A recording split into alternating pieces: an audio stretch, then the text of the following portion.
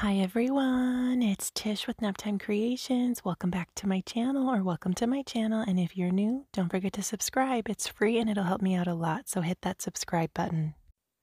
Today we're going to be making a resin freestanding, I guess, crystal tower. So let's jump in and get started. I'm going to be taking this Let's Resin Violet Chameleon mica powder, and I'm just using a makeup brush, and I'm just doing a line kind of going across the center of the mold here. Just dipping that makeup brush into the mica powder pot and adding a line. Super simple and easy. And then I'm going to go in after I finish this one up, and I'm going to use Color Passions Blue Interference from Laura's Art Corner, and I'm going to do that on the other sections of the mold here. And I'll link this mold down below in the description box along with all the other products that I'm going to be using. This mold is so cool. It really looks like a freestanding crystal. I've made a few others on my channel previously. If you haven't seen those videos, go check them out. I did one that kind of looked like an amethyst and another one that kind of looked like a labradorite. So definitely check out those videos if you haven't seen them. I'll link them down below. So here I'm going in with that same brush, and I'm just dipping into some of that blue interference mica powder, and I'm going to do that on the rest of the sections or little spaces of the mold. Just making sure I get that all over. I wanted it to really have kind of like a subtle blue look to it.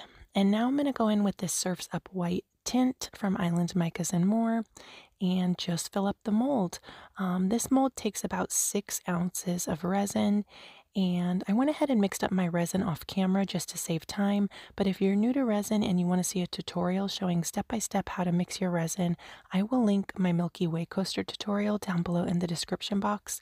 Be sure to go check it out. I show you step-by-step how to mix your resin and your pigments.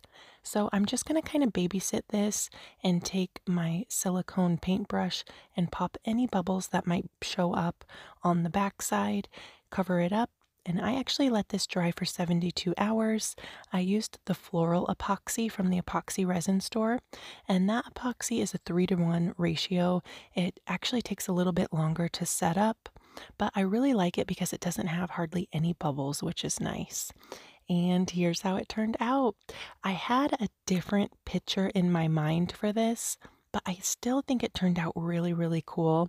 Next time I think I'm going to do like a really light purple mica powder and clear resin and use that to fill up my mold. So make sure you subscribe to my channel so you don't miss that video. This mold is just so much fun. It's got a really pretty sparkle from the different facets of those little kind of stones on there, and it's freestanding. It can stand up on a shelf or wherever you want to put it. So let me know what you guys think down in the comments. Thank you so much for watching this video. I hope you liked it. If you did, leave me a like, hit that thumbs up button. Don't forget to subscribe to my channel if you're not already, and go check out a few more of my other videos. That would really help out my channel a lot. Helps out my channel if you watch a few of my videos back to back.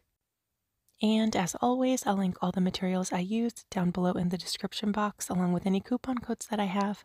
I hope you guys are all doing great, and I will see you soon for another video. Bye, guys.